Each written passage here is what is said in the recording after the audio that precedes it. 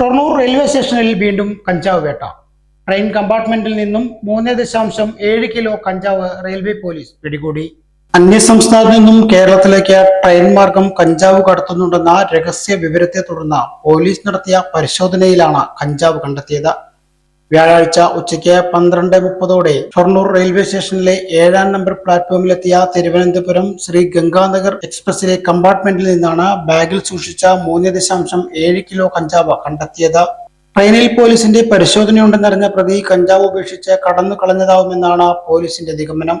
പ്രതികൾക്കായുള്ള അന്വേഷണം ഊർജിതമാക്കിയതായും വരും ദിവസങ്ങളിൽ ശക്തമായ പരിശോധന ഉണ്ടാകുമെന്നും Shoranur railway police SI Anil Mathew പറഞ്ഞു. SI CV Haridas, Gokuldas, Shyam, special branch ASI Suresh, senior civil police officer Sasinarayanan, Anoop എന്നിവരടങ്ങുന്ന സംഘമാണ് കഞ്ചാവ് കണ്ടെത്തിയത്. മംഗലാപുരത്ത് തിരുവനന്തപുരത്തേക്ക് പോകുന്ന ഗംഗാനഗർ തീവണ്ടിയിൽ ജനറൽ ബാക്കിൽ ജനറൽ കോച്ചിന്റെ മുൻഭാഗത്തു നിന്ന് ഏകദേശം ഒരു 3.5 കിലോയോളം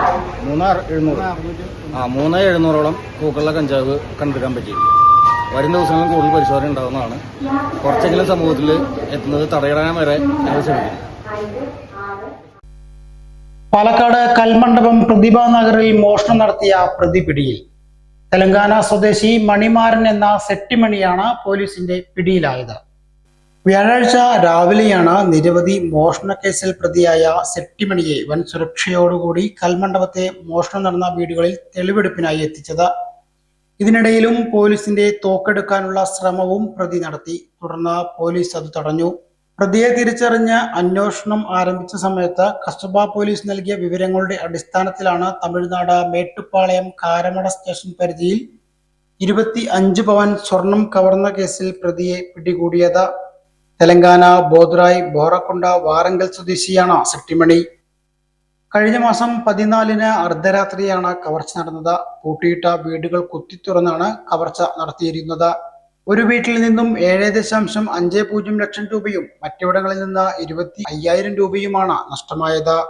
7.5 ലക്ഷം കവർന്ന വീട്ടിൽ നിന്നും സ്വർണം നഷ്ടമായെന്ന് ആദ്യം സംശയിച്ചിരുന്നുവെങ്കിലും വിനോദയാത്രയിലായിരുന്ന വീട്ടുകാർ തിരിച്ചെത്തി നടത്തിയ പരിശോധനയിൽ സ്വർണം കണ്ടെത്തി. വാതിലുകളും അലമാരകളും മറ്റും കുത്തിപ്പൊളിച്ചും സാധന സാമഗ്രികൾ നശിപ്പിച്ചും കവർച്ച നടത്തിയ വീടുകളിലെല്ലാം വലിയ നാശനഷ്ടമുണ്ടാക്കിയിരുന്നു. മുഖംമൂടി ധരിച്ച മാരകായുധങ്ങളുമായി എത്തിയാണ് കവർച്ച നടത്തിയത്. ആഴ്ചകൾ നീണ്ട പരിശ്രമത്തിനൊടുവിലാണ് പ്രതിയിലേക്ക് കസ്ബ പോലീസിന്റെ അന്വേഷണ സംഘം എത്തിയത്. ഇയാളുടെ പേരിൽ ആന്ധ്രാപ്രദേശ്, തമിഴ്നാട്, കർണാടക എന്നിവിടങ്ങളിലായി 70-ലധികം കവർച്ചാ കേസുകളുണ്ട്. പാലക്കാട് ഒലവക്കോടിൽ കുഴിയിൽ വീണ പശുവിന് രക്ഷകരായി അഗ്നിരക്ഷാസേന. ശുചിമുറി മാലിന്യത്തിനായി കുഴിച്ച കുഴിയിൽ അകപ്പെട്ടത് കാവിൽപ്പാട് സ്വദേശി രാമദാസിന്റെ പശു. പാലക്കാട് ഒലവക്കോടിൽ ശൗചാലയത്തിന് വേണ്ടി കുഴിച്ച കുഴിയിൽ വീണ പശുവിന് രക്ഷകരായി പാലക്കാട് അഗ്നിശമന സേന. വ്യാഴാഴ്ച രാവിലെയോടുകൂടിയാണ് ഒലവക്കോട് കാവിൽപ്പാടിന് സമീപത്തുള്ള ആളൊഴിഞ്ഞ പറമ്പിലെ ശുചിമുറി മാലിന്യത്തിനായി കുഴിച്ച കുഴിയിൽ പശു അകപ്പെട്ടത്. സമീപത്തുള്ള ആളുകളാണ് പശു കുഴിയിൽപ്പെട്ട കാര്യം അറിയുന്നത്. തുടർന്ന് അഗ്നിശമന സേനയെ വിവരം അറിയിക്കുകയായിരുന്നു. പാലക്കാട് നിന്നും അഗ്നിരക്ഷാസേന യൂണിറ്റ് എത്തിയാണ് മണിക്കൂറുകൾക്കൊടുവിൽ പശുവിനെ കുഴിയിൽ നിന്നും കയറ്റിയത്. കാവിൽപ്പാട് സ്വദേശി രാമദാസന്റെ ഉടമസ്ഥതയിലുള്ള പശുവാണ് കുഴിയിൽപ്പെട്ടത്. ഭാരതപ്പുഴയിൽ ഒഴുക്കിൽപ്പെട്ട് കാണാതായ വിദ്യാർത്ഥിയുടെ മൃതദേഹം കണ്ടെത്തി. പട്ടാമ്പി സ്വദേശി മുഹമ്മദ് നാഫിയാണ് മരിച്ചത്. പട്ടാമ്പി ഭാരതപ്പുഴയിൽ കഴിഞ്ഞ ദിവസം കൂട്ടുകാരോടൊപ്പം കുളിക്കാനിറങ്ങി ഒഴുക്കിൽപ്പെട്ട് കാണാതായ വിദ്യാർത്ഥിയുടെ മൃതദേഹം കണ്ടെത്തി. പെരുമടിയൂർ നമ്പ്രം കരുവാൻകുഴി മുജീബ് റഹ്മാന്റെ മകൻ മുഹമ്മദ് നാഫിയാണ് മരിച്ചത്. കഴിഞ്ഞ ദിവസം രാത്രി 10 മണി വരെ തിരച്ചിൽ നടത്തിയെങ്കിലും കണ്ടെത്താൻ കഴിഞ്ഞില്ല. വ്യാഴാഴ്ച രാവിലെ വീണ്ടും തിരച്ചിൽ തുടങ്ങി. കുട്ടിയെ കാണാതായ സ്ഥലത്ത് നിന്നും മീറ്ററുകൾക്കകലെ നിന്നാണ് ഉച്ചയോടുകൂടി മൃതദേഹം ലഭിച്ചത്. പോസ്റ്റ്മോർട്ടത്തിന് ശേഷം പട്ടാമ്പി വലിയ ജുമാ മസ്ജിദിൽ ഖബറടക്കി. കരിമ്പ 3 ഏക്കർ മീൻവല്ലം റോഡിന്റെ നിർമ്മാണ ഉദ്ഘാടനം നടന്നു. പാലക്കാട് ജില്ലാ പഞ്ചായത്ത് പ്രസിഡന്റ് ബിനുമോൾ ഉദ്ഘാടനം ചെയ്തു. കരിമ്പ 3 ഏക്കർ മീൻവല്ലം റോഡിന്റെ നിർമ്മാണ ഉദ്ഘാടനം പാലക്കാട് ജില്ലാ പഞ്ചായത്ത് പ്രസിഡന്റ് കെ ബിനുമോൾ നിർവഹിച്ചു. കരിമ്പ പഞ്ചായത്ത് പ്രസിഡന്റ് PS രാമചന്ദ്രൻ അധ്യക്ഷനായി. ജില്ലാ പഞ്ചായത്ത് നീക്കിവെച്ച 50 ലക്ഷം രൂപ ചെലവിട്ടാണ് റോഡിന്റെ പുനർനിർമ്മാണം നടക്കുന്നത്. ജില്ലാ പഞ്ചായത്ത് അംഗം Reji Jose, Karimba panchayat vice president K Komalakumari, സ്ഥിരം സമിതി അധ്യക്ഷൻ H ജാഫർ, പഞ്ചായത്ത് അംഗങ്ങളായ KK ചന്ദ്രൻ, അനിത സന്തോഷ്, ബ്ലോക്ക് അംഗം ഓമന രാമചന്ദ്രൻ എന്നിവർ സംസാരിച്ചു. കരിമ്പ ഗവൺമെന്റ് ഹൈസ്കൂളിൽ വിജയോത്സവം സംഘടിപ്പിച്ചു. ഗ്രാമപഞ്ചായത്ത് പ്രസിഡന്റ് രാമചന്ദ്രൻ ചടങ്ങ് ഉദ്ഘാടനം ചെയ്തു. കരിമ്പ ഗവൺമെന്റ് ഹയർ സെക്കൻഡറി സ്കൂളിൽ വിവിധ പരീക്ഷകളിൽ ഉന്നത വിജയം നേടിയവരെ അനുമോദിച്ചു. SSLC, +2, LSS, USS തുടങ്ങിയ പരീക്ഷകളിൽ വിജയം നേടിയവരെയാണ് അനുമോദിച്ചത്. നിറവ് 2025 എന്ന പേരിൽ നടന്ന പരിപാടി കരിമ്പ പഞ്ചായത്ത് പ്രസിഡന്റ് PS രാമചന്ദ്രൻ ഉദ്ഘാടനം ചെയ്തു. ജില്ലാ പഞ്ചായത്ത് അംഗം റെജി ജോസ് അധ്യക്ഷത വഹിച്ചു. സ്കൂളിന്റെ സുവർണ ജൂബിലി ആഘോഷവുമായി ബന്ധപ്പെട്ട 2 വിദ്യാർത്ഥികൾക്ക് സൗജന്യമായി വീട് നിർമ്മിച്ചു നൽകുന്ന പദ്ധതിയിലേക്ക് പൂർവ്വ വിദ്യാർത്ഥി സംഘടനകളായ 88-89 ഇതളുകൾ ബാച്ച് 1 ലക്ഷം രൂപയും 90-91 ഓർമ്മ വസന്തം ബാച്ച് 50,000 രൂപയും നൽകി. PTA president K Radhakrishnan, PKM Mustafa, PKM Muhammad Mustafa, principal Binoyan John, പ്രധാന അധ്യാപകൻ M ജമീർ, യൂസഫ് പാലക്കൽ, KK ജയപ്രകാശ്, അനിത സന്തോഷ്, അബ്ദുറഹ്മാൻ എന്നിവർ സംസാരിച്ചു. ഈ വർഷം വളരെ സമുചിതമായി നടത്തപ്പെടുകയാണ്. ഒരു കൊല്ലം നീണ്ടുനിൽക്കുന്ന പരിപാടികളുമായി സ്കൂളിലെ ജൂബിലി പല പരിപാടികളുമായി നമ്മൾ ചുറ്റപ്പെട്ടിരിക്കുകയാണ്. അതിൻ്റെ ഭാഗമായി നിർധനരായ 2 കുട്ടികൾക്ക് സ്നേഹ വീട് നൽകുന്നതിന് വേണ്ടിയുള്ള പരിപാടികൾ. ഒറ്റപ്പാലം കിഴക്കേത്തോട്ടിലെ മണ്ണും കല്ലും മാലിന്യങ്ങളും നീക്കം ചെയ്യണമെന്നാവശ്യപ്പെട്ട് സബ് കളക്ടർക്ക് പരാതി നൽകി ഒറ്റപ്പാലം നഗരസഭ ആരോഗ്യ വിദ്യാഭ്യാസ standing committee chairperson Fousiya Haneefa. Ottapalam കിഴക്കേത്തോട്ടിൽ നീരൊഴുക്കിന് തടസ്സമായി നിൽക്കുന്ന മണ്ണും കല്ലും മുതലായവ നീക്കം ചെയ്യുന്നതിന് നടപടി സ്വീകരിക്കണമെന്ന് ആവശ്യപ്പെട്ടുകൊണ്ട് നഗരസഭ ആരോഗ്യ standing committee chairperson Fousiya Haneefa Ottapalam sub കളക്ടർക്ക് നിവേദനം നൽകി. താലൂക്ക് വികസന സമിതി അംഗം PMA ജലീൽ, കൗൺസിലർമാരായ ആമിന സമീർ, നുസ്രത്ത് എന്നിവരും ഫൗസിയോടൊപ്പം ഉണ്ടായിരുന്നു. മഴ കനത്താൽ തോട്ടിലെ നീരൊഴുക്ക് തടസ്സപ്പെടുന്നത് മൂലം വെള്ളക്കെട്ട് രൂപപ്പെടുമെന്ന സാഹചര്യം വരുമെന്നതിനാലാണ് അടിയന്തര നടപടി സ്വീകരിക്കുവാൻ ആരോഗ്യ സ്റ്റാൻഡിംഗ് കമ്മിറ്റി ചെയർപേഴ്സൺ നിവേദനം നൽകിയത്. ലഹരി വിരുദ്ധ ചിത്രരചനാ മത്സരം സംഘടിപ്പിച്ചു. AVM ഹയർ സെക്കൻഡറി സ്കൂളിൽ നടന്ന മത്സരം civil police officer Binu Ramachandran ഉദ്ഘാടനം ചെയ്തു. ലഹരി വിരുദ്ധ ചിത്രരചന മത്സരം സംഘടിപ്പിച്ചു. AVM ഹയർ സെക്കൻഡറി സ്കൂളിൽ സ്കൗട്ട് ആൻഡ് ഗൈഡ്സ് NSS യൂണിറ്റുകളുടെ സംയുക്ത ആഭിമുഖ്യത്തിൽ ഒറ്റപ്പാലം പോലീസുമായി ചേർന്ന കുട്ടികൾക്കായി ലഹരി വിരുദ്ധ ചിത്രരചന മത്സരം സംഘടിപ്പിച്ചു. ലഹരിക്കെതിരെ പോരാടുക എന്ന ഉദ്ദേശത്തോടെ സ്കൂളിൽ നടന്നുകൊണ്ടിരിക്കുന്ന കൂടെയുണ്ട് കരുത്തോടെ പദ്ധതിയുമായി ബന്ധപ്പെട്ടാണ് പരിപാടി സംഘടിപ്പിച്ചത്. പ്രിൻസിപ്പൽ സജു T വർഗീസ് സ്വാഗതവും NSS ചാർജ് ജയശ്രീ G നന്ദിയും പറഞ്ഞു. PTA പ്രസിഡന്റ് ഷനോജ് ബാബു അധ്യക്ഷത വഹിച്ചു. Civil police officer Binu Ramachandran ഉദ്ഘാടനവും scout and guide coordinator Shrimati Geetha T പദ്ധതി വിശദീകരണവും നടത്തി. 40ഓളം കുട്ടികൾ മത്സരത്തിൽ പങ്കെടുത്തു. വിജയികൾക്ക് ജില്ലാ കേന്ദ്രത്തിൽ നടക്കുന്ന ചടങ്ങിൽ സമ്മാനങ്ങൾ വിതരണം ചെയ്യും. ഒറ്റപ്പാലം MES കോളേജും വരരുചിയും സംയുക്തമായി വിജയോത്സവം സംഘടിപ്പിച്ചു. നഗരസഭാ ചെയർപേഴ്സൺ ജാനകി ദേവി വിജയോത്സവത്തിന്റെ ഔപചാരികമായ ഉദ്ഘാടനം നിർവഹിച്ചു. ഒറ്റപ്പാലം MES കോളേജും വിദ്യാർത്ഥി പഠന സൗഹൃദ കേന്ദ്രമായ വരരുചിയുടെയും സംയുക്ത ആഭിമുഖ്യത്തിൽ വിജയോത്സവം സംഘടിപ്പിച്ചു. ഒറ്റപ്പാലം വ്യാപാര ഭവനിൽ നടന്ന വിജയോത്സവം 2025 ഒറ്റപ്പാലം നഗരസഭ ചെയർപേഴ്സൺ ജാനകി ദേവി ഉദ്ഘാടനം ചെയ്തു. MD ദാസ് മുഖ്യപ്രഭാഷണം നടത്തി. സാധാരണ ജയത്തിന് നമ്മൾ അങ്ങനെ ജയം എന്നാണ് പറയുന്നത്. കൂടുതൽ മെച്ചപ്പെട്ട രീതിയിൽ നമ്മളൊരു കർത്തവ്യം ചെയ്തു തീർക്കുമ്പോൾ അതിന് ഫലം കിട്ടുമ്പോൾ നമ്മൾ പറയും നമ്മൾ വിജയിച്ചു എന്ന് പറയും.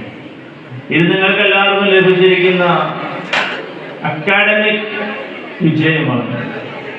മുജീബുദ്ദീൻ അധ്യക്ഷത വഹിച്ച വിജയോത്സവത്തിൽ MES college principal Jose, Ranjith, Gopika Vinod എന്നിവർ സംസാരിച്ചു. മുരളീധരൻ സ്വാഗതവും പ്രഭിത നന്ദിയും പറഞ്ഞു. സംസ്ഥാനത്ത് വീണ്ടും മഴ കനക്കും. 4 ദിവസം കൂടി മഴ കനക്കുമെന്ന് കാലാവസ്ഥാ നിരീക്ഷണ വകുപ്പ് അറിയിച്ചു. സംസ്ഥാനത്ത് മഴ കനക്കും. 4 ദിവസം കൂടി ശക്തമായ മഴയ്ക്ക് സാധ്യത. 2 ജില്ലകളിൽ ഓറഞ്ച് അലർട്ടും 8 ജില്ലകളിൽ യെല്ലോ അലർട്ടും കേന്ദ്ര കാലാവസ്ഥാ വകുപ്പ് അറിയിച്ചു. സംസ്ഥാനത്ത് ഇന്നും ശക്തമായ മഴ തുടരുമെന്ന് കേന്ദ്ര കാലാവസ്ഥാ വകുപ്പ്. കണ്ണൂർ, കാസർഗോഡ് ജില്ലകളിൽ ഓറഞ്ച് അലർട്ടും 8 ജില്ലകളിൽ യെല്ലോ അലർട്ടും പ്രഖ്യാപിച്ചിട്ടുണ്ട്. കോട്ടയം, എറണാകുളം, ഇടുക്കി, തൃശൂർ, പാലക്കാട്, മലപ്പുറം, കോഴിക്കോട്, വയനാട് ജില്ലകളിലാണ് യെല്ലോ അലർട്ട് പ്രഖ്യാപിച്ചിട്ടുള്ളത്. നിലവിൽ ജൂൺ 15 വരെ സംസ്ഥാനത്തുടനീളം ശക്തമായ മഴ തുടരാനാണ് സാധ്യതയെന്നാണ് കേന്ദ്ര കാലാവസ്ഥാ വകുപ്പ് അറിയിച്ചിട്ടുള്ളത്. കേരള തീരത്ത് പടിഞ്ഞാറൻ കാറ്റിന്റെ ശക്തി വർദ്ധിച്ചതും ബംഗാൾ ഉൾക്കടലിലെ ചക്രവാത ചുഴിയും കാലവർഷത്തെ സ്വാധീനിക്കും. ജൂൺ 15 വരെ കേരള, കർണാടക, ലക്ഷദ്വീപ് തീരങ്ങളിൽ മത്സ്യബന്ധനത്തിന് വിലക്ക് ഏർപ്പെടുത്തിയിട്ടുണ്ട്. മുണ്ടൂർ തൂത സംസ്ഥാന പാതയുടെ നവീകരണവുമായി ബന്ധപ്പെട്ട കൂടുതൽ ആക്ഷേപവുമായി കോൺഗ്രസ് രംഗത്ത്. ബസ് കാത്തിരിപ്പ് കേന്ദ്രവും അഴുക്കുചാലും അപാകതകൾ നിറഞ്ഞതാണെന്ന് ചൂണ്ടിക്കാട്ടി പ്രതിഷേധത്തിനൊരുങ്ങുകയാണ് കോൺഗ്രസ് പ്രവർത്തകർ. മുണ്ടൂർ തൂത സംസ്ഥാന പാതയുടെ നവീകരണവുമായി ബന്ധപ്പെട്ട പ്രവൃത്തികളിലെ അശാസ്ത്രീയത ചൂണ്ടിക്കാട്ടിയാണ് കോൺഗ്രസ് പ്രവർത്തകർ പ്രക്ഷോഭത്തിനായി ഒരുങ്ങുന്നത്. പാതയിലെ തിരുവാഴിയോട് ഭാഗത്ത് പുതുതായി നിർമ്മിച്ച ബസ് കാത്തിരിപ്പ് കേന്ദ്രങ്ങൾ യാത്രക്കാർക്ക് ഉപയോഗപ്രദമാകില്ല എന്നാണ് കോൺഗ്രസ് ചൂണ്ടിക്കാണിക്കുന്നത്. യാത്രക്കാരും പൊതുജനങ്ങളും കാലങ്ങളായി ഉപയോഗിച്ചു പോരുന്ന ഭാഗങ്ങളിൽ നിന്ന് ബസ് കാത്തിരിപ്പ് കേന്ദ്രങ്ങൾ ആളൊഴിഞ്ഞ ഭാഗത്തേക്ക് മാറ്റി സ്ഥാപിച്ചുവെന്നാണ് ഇവർ ഉയർത്തുന്ന ആക്ഷേപം. ശ്രീകൃഷ്ണപുരം പോലീസ് സ്റ്റേഷന് മുമ്പിലുള്ള ബസ് കാത്തിരിപ്പ് കേന്ദ്രത്തിലും തിരുവാഴിയോട് കനാൽ കഴിഞ്ഞുമുള്ള വലിയ കയറ്റത്തിൽ സ്ഥാപിച്ച ബസ് കാത്തിരിപ്പ് കേന്ദ്രത്തിനുമെതിരെയാണ് ആക്ഷേപം ഉയർന്നിട്ടുള്ളത്.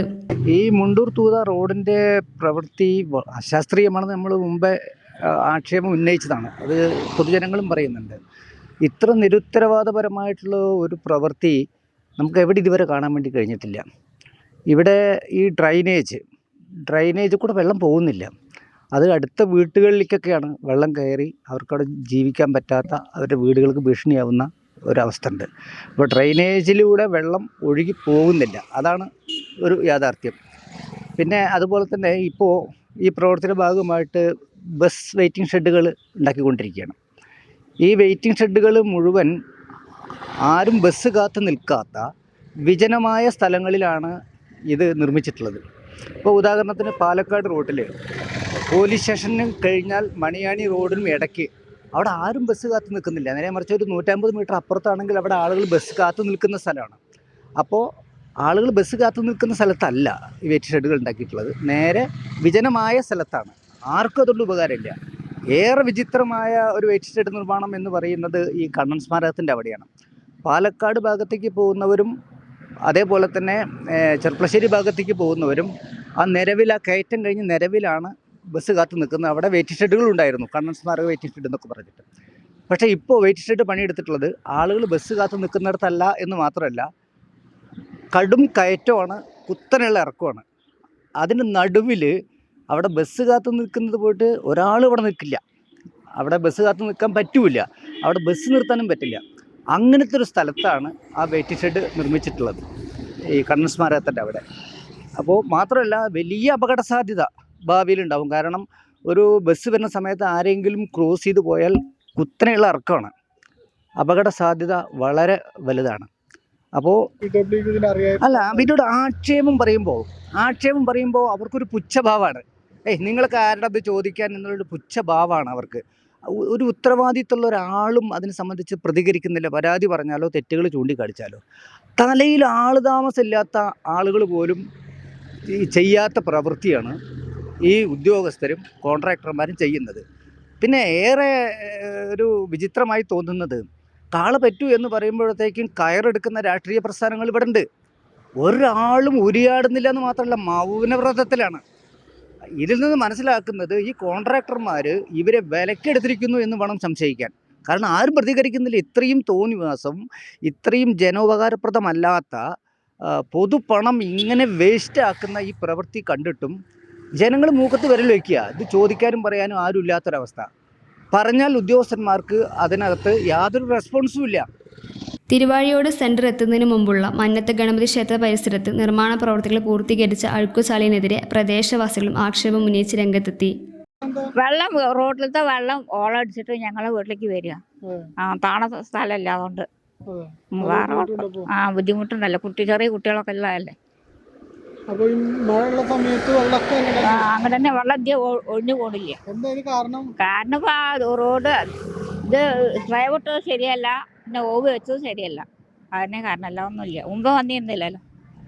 ഇപ്പൊ ഈ പണി കഴിഞ്ഞതിന്റെ ശേഷമാണ് അങ്ങനെ വരുന്നത്. വെള്ളമൊഴുകി പോകുന്നതിനുള്ള ദ്വാരങ്ങൾ അടഞ്ഞതിനെ തുടർന്നും അഴുക്കുചാൽ നിർമ്മാണത്തിലെ അപാകതകൾ കാരണം ഈ ഭാഗത്ത് വെള്ളക്കെട്ട് രൂപപ്പെടുന്നതായും വെള്ളം സമീപത്തെ വീടുകളിലേക്ക് ഒഴുകി പോകുന്നതായും പ്രദേശവാസികൾ ആക്ഷേപമുന്നയിച്ചു.